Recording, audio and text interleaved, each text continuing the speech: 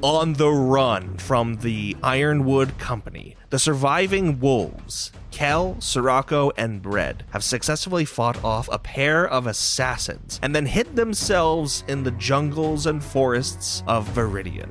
However, their hidey hole was a little unconventional. Dug by telekinetic means of Bread's making, they had, for just a moment, a small little capsule of shelter under the earth as the assassins trod over them, searching furiously into the distance and the foliage beyond.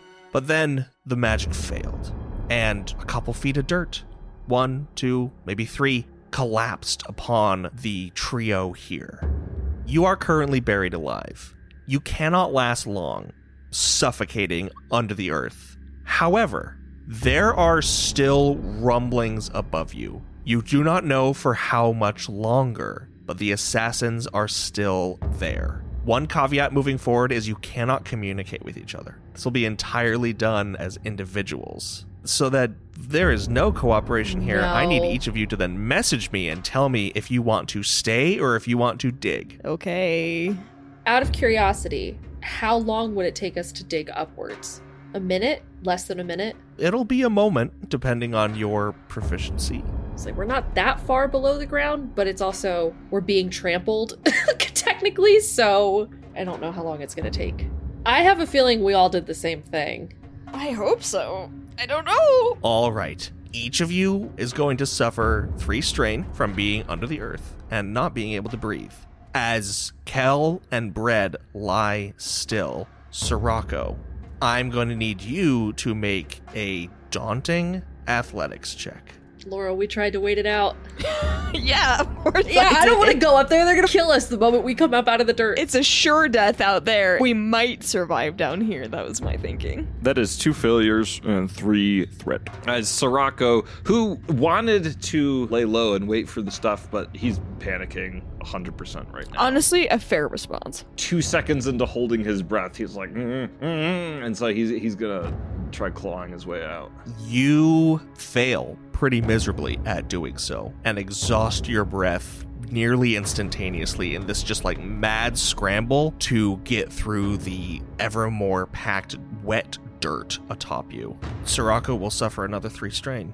And he will pass out. The rumbling persists, but it sounds less like footsteps and more like your usual rain, thunder of this stormy night in the jungle. I'll let either of you, just one, roll a perception check if you'd like to make a determination of the safety above. I have 1 yellow, 2 green. You're better than me. Do that. Take a boost. What is my difficulty for this? This is going to be daunting. That's 4, and you're going to have a setback because you're underground. Well, that's fair. No! Why, Bread? 1 threat, 1 failure. You're pretty certain those are not footfalls. This is just the jungle. Okay. Do I also get the sense that the longer we stay under here, the more strain we will take? Oh yeah, you feel on the brink. I feel that way because I super did telekinetics before this. I mean, Bread sucks at digging, but he's gonna give it a shot, I guess, because I can't take 2 strain, so. Yeah, so is Kel.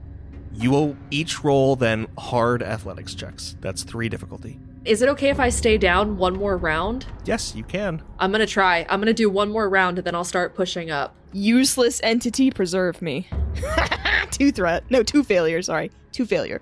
As you scramble through the dirt, you will suffer 3 strain. And I am unconscious, baby. This is the worst case scenario. I am so hurt. This is so bad. If I come up there and there's people up there, 1 hit, I'm out, and we're all dead. Your breath is running thin. Your chest is heaving. There is a burning in your lungs. Do you want to stay or do you want to dig? I will start to dig. Is it possible to make that perception check beforehand? Yeah, you can make the perception check. That'll be 3 difficulty. I rolled 1 success and 2 threat. You're pretty confident that the danger has passed. Then I'll try and go up. I'll start digging. All right, that'll be 2 difficulty. I rolled 2 success and 1 advantage. Ooh, go Kel. You are able to dig yourself half of the way. So you'll need 1 more check, 1 difficulty athletics, and you'll get a boost. I'll do it. I'll push up.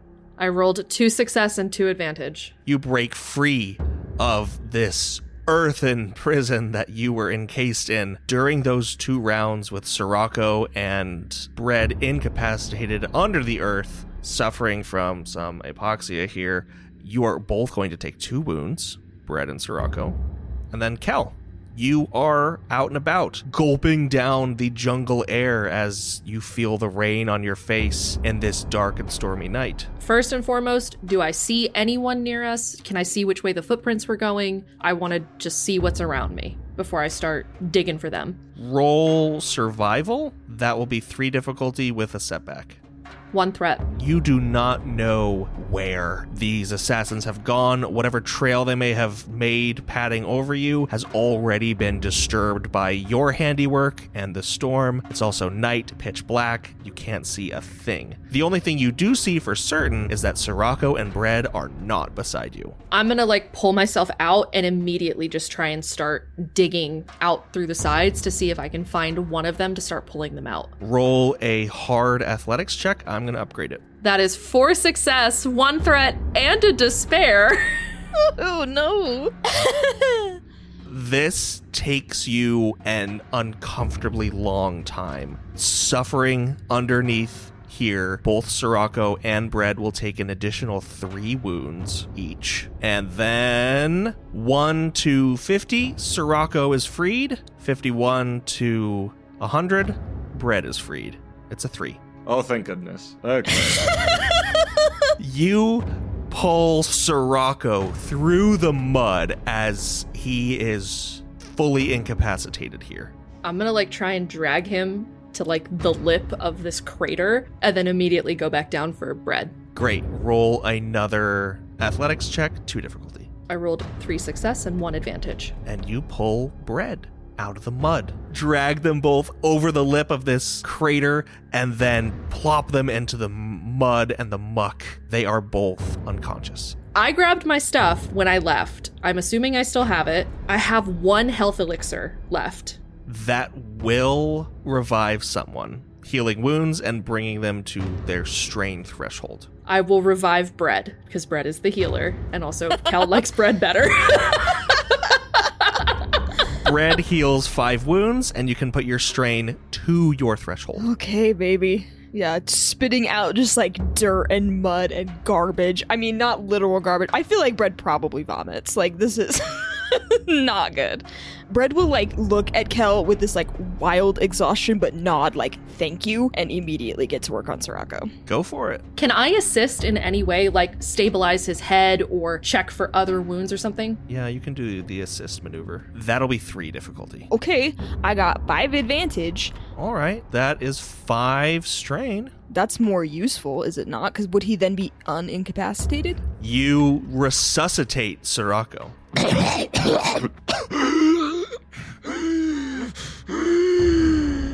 Try not to make a lot of noise. I don't know how far they are, but they're close. Just be calm. We're okay for the minute.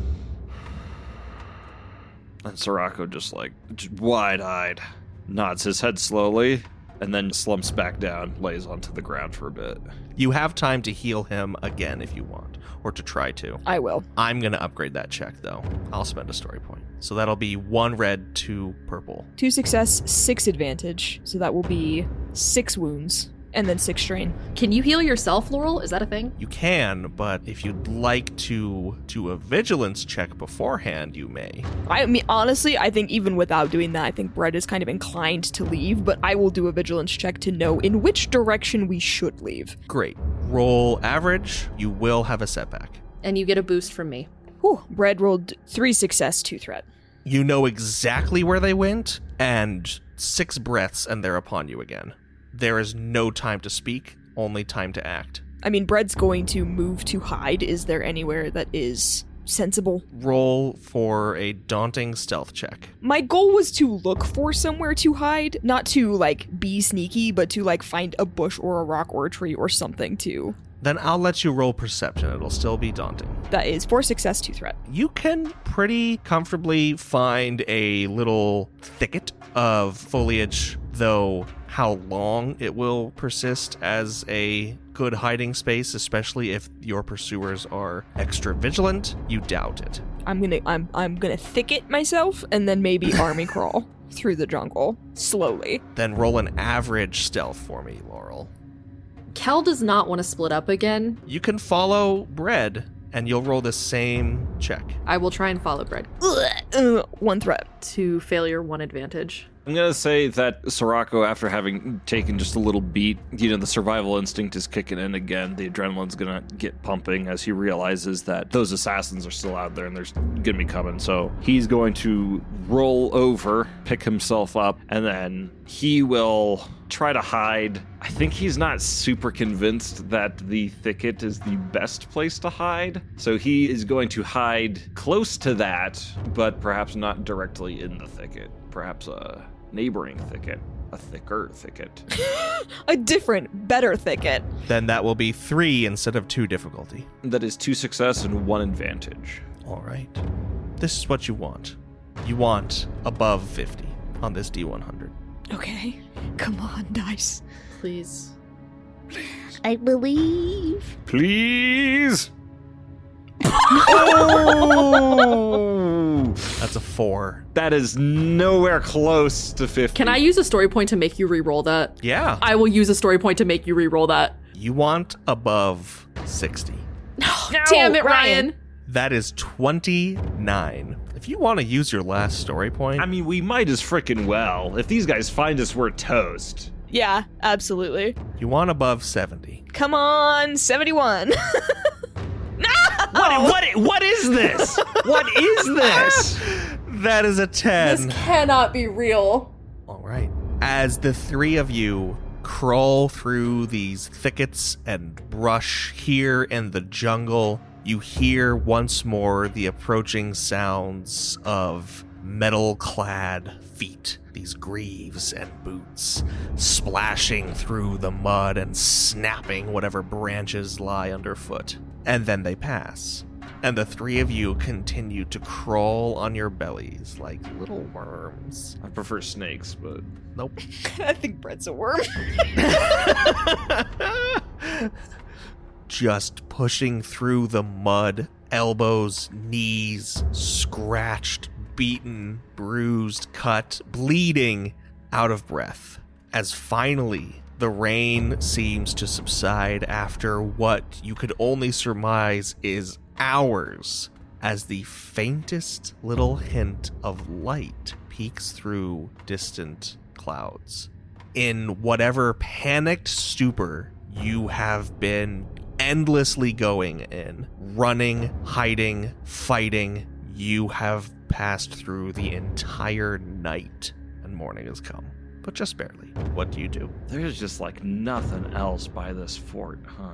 It's like all days travel away. Well, we know of there's like the fort, and then there is the landmark beyond it that was on Sarya's map.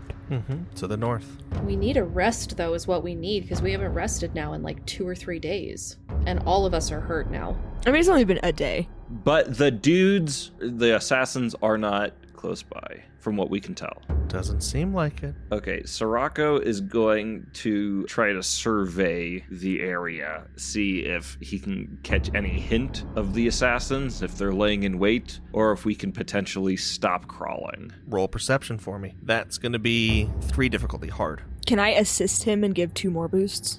Why not? Ooh, that is 2 success and 1 advantage. There doesn't seem to be any sign of the assassins nearby. Your pursuers, you've lost them for now. It appears to be safe for now. I think we can sit up for a moment. And then what? We can't keep doing this forever. No. We need to find a place to rest, or at least a place to retreat to. And looking around, are there like any really tall trees? As you've moved northward, at least what you surmise to be northward, through this night that you've just crawled on your bellies for hours, you've gotten into some pretty thick jungle. The canopies tower above you here. Okay. I know that this is not ideal, but the first thing we need to do, one of us, needs to climb up into the tree, see if we can get above the canopy, and get our bearings, figure out where we are. I'll do it. From a recollection of Sarya's map, were there tall points of interest? Like, do any of these things on the map seem like they would be visible above the canopy? Perhaps. Okay. I will approach a tall tree and begin to climb. All right, we'll start off with a 2 difficulty athletics check. Can Serracco give her like a little boost? You know, a little. Yeah, you kneel down. We both give you little foot raises. So add a boost to that. For sure. I rolled 2 success and 2 advantage. All right, you make it a little ways up with the help of your pals, and that'll be 2 difficulty then to continue up. I will continue. I rolled 2 success and 1 advantage. I'll say with that, you can breach the canopy as you get to the top of the tree and peer out into just endless jungle and mountainscape that is wildly alien to your eyes. Is there anything I could see that would help us? Any distinct mountain ranges, like the absence of trees where there might be coastline, any plateaus or anywhere where the foliage splits, where it might be civilization or cities or bases or forts or anything? Roll a 3 difficulty geography check, and I'm going to upgrade it. I rolled 1 success and 1 advantage. Oh, nice. You are able to vaguely pinpoint where you are on your recollection of Sarya's map that you glimpsed, and the landmark that had been northward. So remember, there was like the outpost, and then just north again of the outpost, there was a landmark, one of several. You aren't far away from that point, and you do see a part where at the base of this sort of hillscape where you can see the trees, their canopies roll in waves as they follow the ridge lines. You see that there is a noticeable like dip, kind of like a sink or a funnel of height, and you're like, that's it. Whatever was on that map, it's there. It's about a half day's walk away. And that was also not on the map that Iris had, correct? Correct. I will shimmy back down the tree, monkey style, and I will relay that information to everyone. I think that point on Sari's map, I think it's in that direction. It looks like it's maybe, I don't know, quarter of a day, half a day away from here. We could walk there, but we still probably should rest or heal up before we go, but there is something there. And Brett, I think it's that point that wasn't on Iris's map as well. Seems like our safest bet, not that there's a safe bet on the table. I mean, I don't think it would hurt to try and get close to it. If it's not where we want to be, we just turn around and come back this way, I suppose, but it's better than going back to the outpost or going back to base. I sort of think we've thrown our lot in with the Vipers at this point. Well, to be fair, they didn't really try to kill us, only a couple of times, and I trusted them to try and kill us. I didn't trust Iris to try and kill us, so I wouldn't mind throwing my lot in with them right about now. Brett will nod. I do not know if I trusted Iris to do anything but kill us. You know, Serracco, that's fair. Did anyone else make it out? Brett just like shakes his head and shrugs, like, no idea. At this point, I do not think we can afford to look for anyone else. I say we make our way to this point that you speak of, and we can regroup there, and perhaps find some sort of shelter, something. Staying and resting here now, as nice as it may sound, is probably not a very good idea. The assassins, while they are not here currently, there's no guarantee that they will not pick up our trail and find us. We should keep moving. All right. It is going to take you 11 hours. Ugh. When you said half a day, you meant half a day. So how do you want to split up that time between travel, rest, and what have you? You will need to find food and water at some point. Yeah, I was gonna say, honestly, between the day and the night that we've had, we can probably only go like 6 or 7 hours before we need to sit down. Did I see any rivers when I was up in the canopy? You did not. As for the food, Ryan, will you allow me? Because Serracco, who was planning on leaving the fort, did take a pack. Can I say that he brought some rations in that pack that he brought? Yeah. But split between all 3 of you, it's going to deplete rather quickly. Yeah. If I have my backpack, I also have rations. Yeah, I have my rations too in my bag. You know what? I will allow it across the board. Food won't be an issue. Water, you will run out. I don't know that this is 100% knowledge that Brett would possess, but I think Brett is a very intelligent person, probably more intelligent than me, and this would be my first thought, would be to look for like a tree or a aloe type succulent plant that we could tap for water. Great, you got a spigot? I mean, we've got swords and garbage. Surely we can stab a tree and then drink the water that leaks out of the stab wound.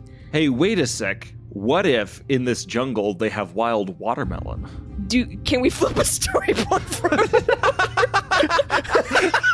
It's going to cost 1 story point per watermelon. No, let's not do that. You are free to roll survival. You've got 11 hours until you get to this place. You have a lot of ground to cover. Who's best at survival? Is it Bread?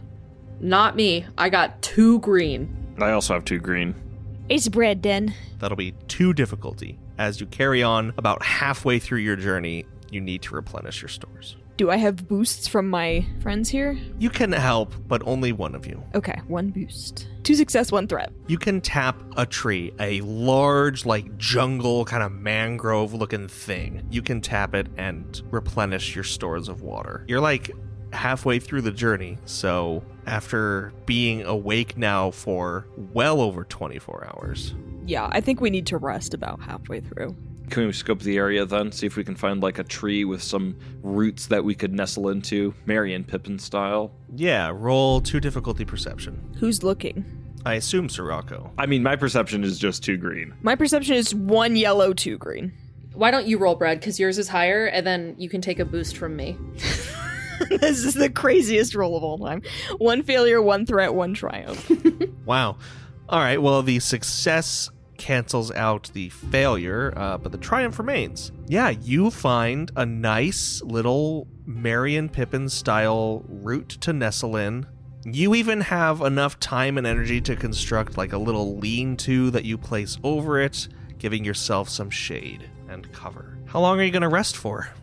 What would constitute a full rest? You would have to sleep for like a full night's rest to get the benefits. Okay. What are the benefits of half of that? Should you rest for 4 hours, you can heal 1 wound and half of whatever strain you have. Can I heal a wound? No. Should you rest for 8 hours, you can heal 2 wounds and all of the strain that you have. I mean, I'll take half the strain if we want to only rest for 4. I'm fine doing the 4-hour rest. You are still 4 or 5-ish hours away from your destination. So that would put us, early afternoon, midday? It was very early morning when you stopped crawling, and then you spent 6 hours here, bringing you to like noon, afternoon, and then you just slept for 4 hours. It's getting into the evening again. The sun is setting.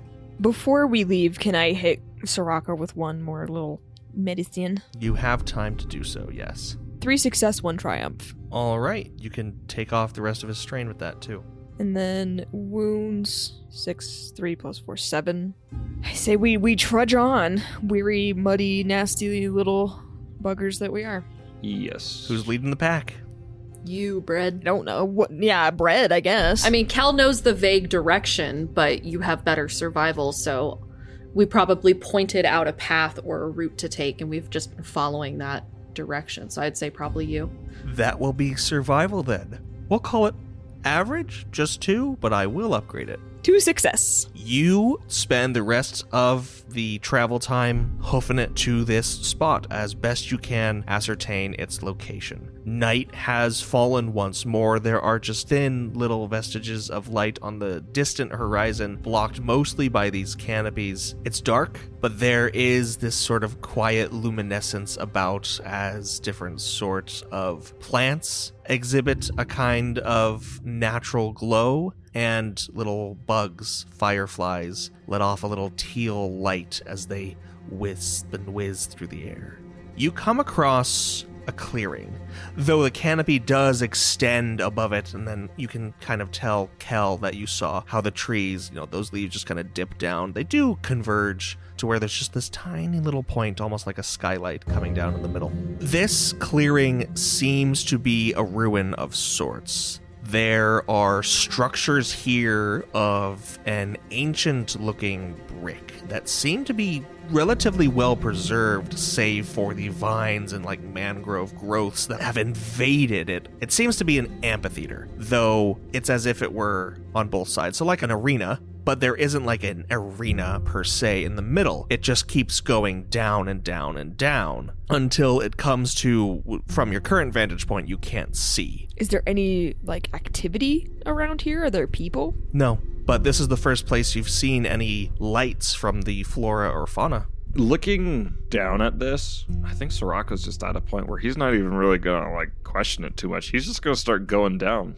and seeing what's at the bottom. Can we divest ourselves? At the very least, Brad would like to divest himself. I don't know that he ever really had a lot of ironwood insignia on any of his uniform, because he's a doctor first, but he would like to rid himself of any paraphernalia that has the Ironwood Company logo on it. Yeah, you and Kel in this dim scattered light start to rip off patches or what have you, and Serracco presses forward, kind of just poking and stepping. And I'd also like to point out that Serracco's clothes didn't have ironwood insignias on him, again, because he was intentionally leaving. While we are divesting ourselves of these insignias and emblems and stuff that once represented unity of our group, now being completely broken and shattered, and as Kel begins to crouch down and dig her fingers, which are caked in mud and dirt, her fingernails are just blackened and there's mud up her arms, up her face, and her hair, and she just digs on the ground. It's almost animalistic the way she's digging. She doesn't look like herself. She hasn't looked like herself in hours or days even at this point. I think looking at her, Brett, you would notice that she has almost like a very haunted look in her eyes. There's the dark circles and the weariness of travel, but there is something very distant and far in her eyes.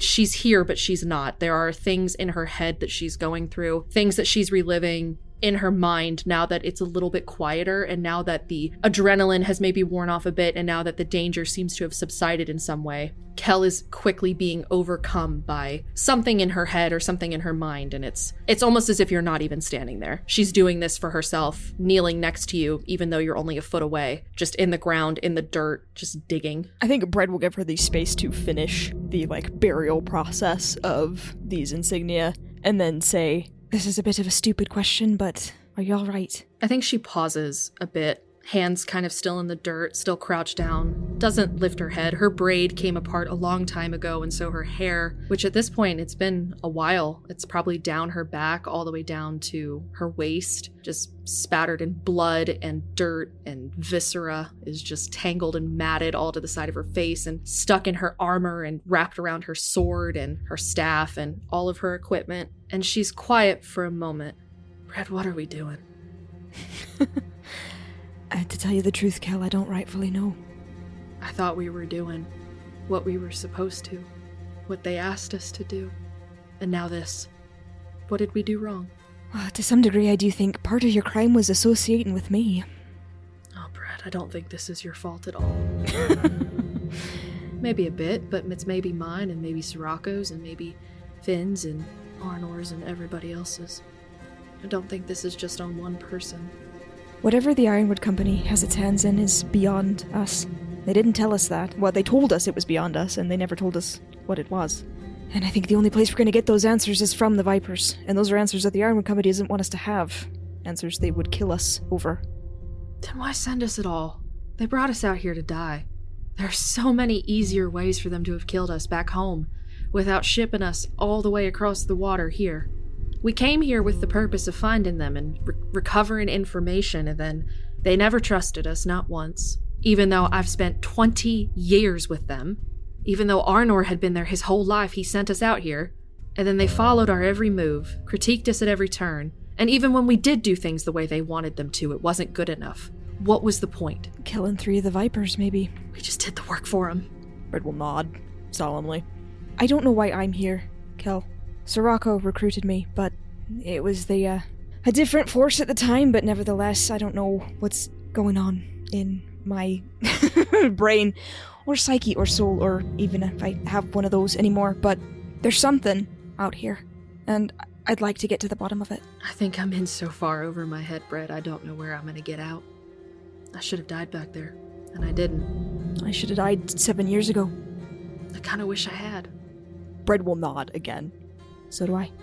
They killed Aiden, right in front of me. I looked for him for almost 30 years, and I thought he was dead that whole time. And those 3 decades worth of grief would have never prepared me for the moment that it became reality. And I had to leave him there, just like trash.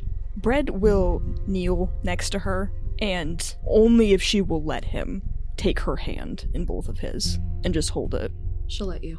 She's still not looking at you, though. Yeah, no, he's not going to push her on that, and he doesn't say anything in this moment. I think in the context of their previous conversation with Valicia, like, he understands who Aiden was to Kel, and, like, truly doesn't know what to say. I think Kel is crying, and it's probably the first time that you've ever seen her cry. And I don't think she's aware that she's doing it, and it's, like, dripping off of her chin, staining the ground, and her eyes are just wide open, unblinking, vacant. I think Arnor's gone too. I think they're probably all gone. The only two people in my life that I ever cared about, and they were gone in the same night. What am I supposed to do? If I knew the answer to that question, I'd be somewhere else right now. I don't know how we move on from this, Brett. I don't know where we go from here. Forward. Forward it is, then. And she'll slowly stand up, take Brett with her, and she'll kick dirt over top of the insignias and the symbols. Just kind of stamp it down so that it's flat, and turn and follow Serracco down the steps of this amphitheater. Important question, are they still holding hands? If you'd like them to be, she won't let go if you don't let go. Yeah. Then yeah. Serracco has had it down as far as he can, in fact, and the two of you follow, going down these wide brick stairs, only about 7 steps or so, until there is just a bed of vines and leaves that basically blocks any further progression downward. You'd have to start cutting and pruning and what have you, should you want to move further into whatever complex lies beneath. I mean, what would Serracco have done when he got to the bottom? Is Serracco acting, or are we with him right now? Not too much time has passed since Serracco has kind of, like, say, made the rounds of the complex, gotten his bearings, and then moved into the center and just kind of like are testing to see if there are any weak points. Kind of like stepping over a frozen lake bed. Ryan, do we have a gauge of size? Like, is this 5 stories deep or 5 stories high, or does it feel smaller than that? Judging from the current slope of how steep these stairs go down and how much then real estate you have in the middle, if they continue down at whatever rate they're going, given the considerable size of the now like covered portion that you're on, you assume it goes down at least another maybe 15 to 20 feet. When I picture amphitheater, I'm picturing like seating all around, like stadium seating, whether it's just complete flat slabs or, because you said there were stairs coming down. Does this look like it was some sort of viewing place where people would come and gather and watch something in the center? Or does it look like it maybe has a different purpose than that? You are free to roll lore for me. Can Brett also roll a check on this? Yeah, you can also roll lore. 1 failure and 3 threat. Dang it! All those dice, and all I get is a threat. Serracco sort of just by himself, contemplating here, still in the middle, looking around, and then Kel and Bread join you on this sort of outgrowth of the vines and like bits that cover the middle of this amphitheater. As they are like coming out onto these vines, Serracco is going to call out to them and be like, "Wait, watch your step!" And then all 3 of you plunge There we go. down. There we go. Awesome. Nice. As like Kel takes another step forward, bringing you just like 5 feet away from Serracco, breaking through in an instant. Your leg just gives way. Everyone roll 2 difficulty athletics checks for me. 1 success and 2 threat. I rolled 7 success and 3 threat. Oh, well, maybe because I'm holding your hand, you'll be able to save me from myself. Yeah, I'm holding Brett's hand still. Can I help him anyway? Get ready for a failure. Yeah, 2 of them, baby. With your enormous amount of success, Kel, you can hold onto Bread to the point where like he is just barely holding on, like elbow atop these like thorny growths. Serracco, you have hoisted yourself up. You're just on like your hands and your elbows, and Kel, you are wrapped around this large vine, and then your other hand is just holding Bread up in place. You hear the clattering of stone and wood far, far beneath you as these like broken bits echo off of the walls of the pit below, and it is much, much further than 15 to 20 feet down here in the middle. However, as the three of you are there struggling, holding on, like pulling yourselves up, these like sharp protrusions of these wicked vines like slicing through your arms and your torsos, there's a light that draws your eyes, this slight just fizzing noise, and you look up, and kneeling down, looking at you quite nonchalantly, a bit of buzz around their head of these like fireflies and such, is this man, a horned figure, thin white beard, and these like wide pupiled eyes that stare down at you from this like crest covered face. Vaguely, this person resembles parts of Valicia. Bread, you have seen these people in their entirety before, and in other visions. And he just simply cocks his head to one side, smiles, and goes, Dunda mi, palang feng fen pata, arami kawalelik, eronin anantha. I'm assuming none of us speak that language, so... It's a safe bet, but he did inflect upward. Serracco is the closest to this being, Bread the furthest, and Bread is like, your eyes are barely at the level of this like vine bed. Serracco will look at this dude, and he'll just say in Fellish, like, if you are asking if we need help, the answer is yes. And like, he'll kind of like prop up one of his hands to, you know, like see if he's gonna take it. Mijari qualita leftemoleri. And he'll grab your hand and hoist you out of the hole. Serracco will give him a pat just on the shoulder and then nod over to the other two and make his way to hoist them up. In that time, can I have pulled Bread up? Yes.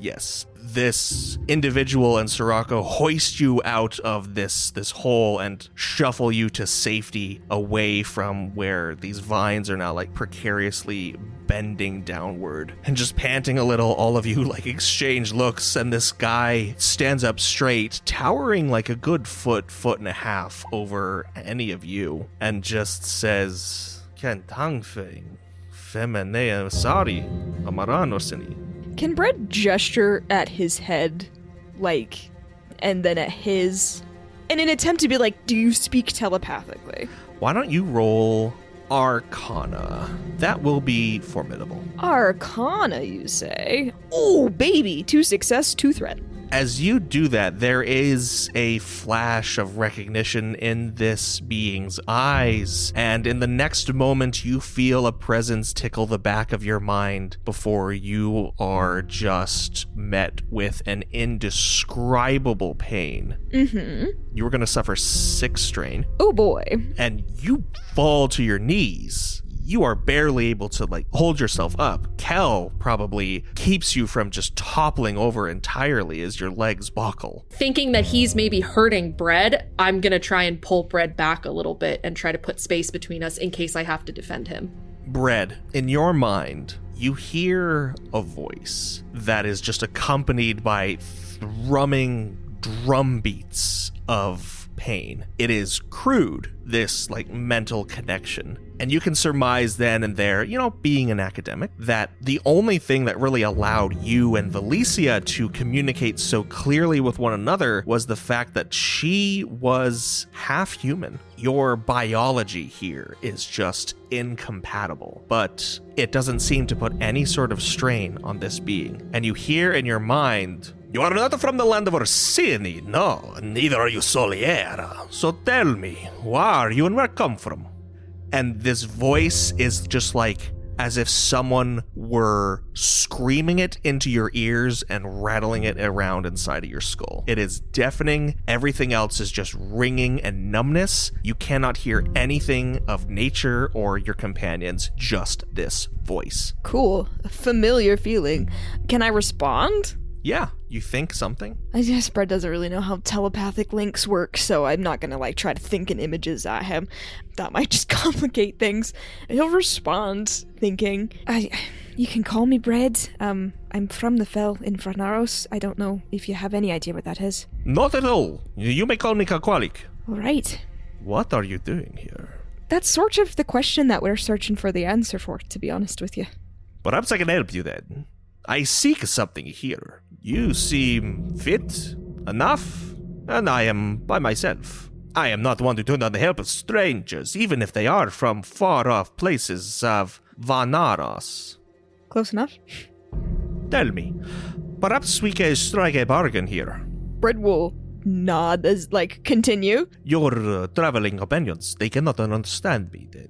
Should I speak with them as well? I don't know. It sort of hurts a lot to speak with you in this way. Yeah, you two, Kel and Serracco, as you're watching this exchange, get your reactions, but you just see Bread sweating profusely, clenched, staring at this being who is speaking out loud as well. Can Bread speak aloud? No, you do not possess the faculties. Cool. That's what I figured. Serracco's just observing with a quizzical look. Wouldn't be the strangest thing that he's seen Bread do. Ain't that the truth? Can I say, Ryan, that since Kel has also had telepathic conversations with Felicia and seen Bread have telepathic conversations before, that this might be at least somewhat familiar and maybe not super cause for alarm? It might be different, but similar. Yeah, it's definitely different, but similar. I'll say that Kel is on edge and doesn't necessarily trust the stranger because she doesn't know what they're talking about, but she is not reaching for any weapons or making any aggressive stances. If anything, it is more defensive of Bread specifically, trying to hold him up and kind of half slotting her body in between his and this stranger's, just in case he became aggressive or attacked in any way. The stranger will take a half step back and then look at Kel and Serracco and make that same gesture that Bread made, seconds before Bread hit the deck. Serracco, he'll toss his hand up and, make the same gesture. Great. In that case, you both are going to roll Arcana. That is a 5 difficulty. Whamp whamp. 3 failures, 2 threats. 1 success, 2 threats. You will each take 12 strain. I'm out. I'm unconscious. I am over my strain threshold and I immediately pass out. Both Kel and Bread collapse. In a pile. This massive thrumming, painful throbbing invades your mind all in an instant, and you hear this jovial toned voice introduce itself, and then Kel's eyes just roll back in her head and she collapses on the ground.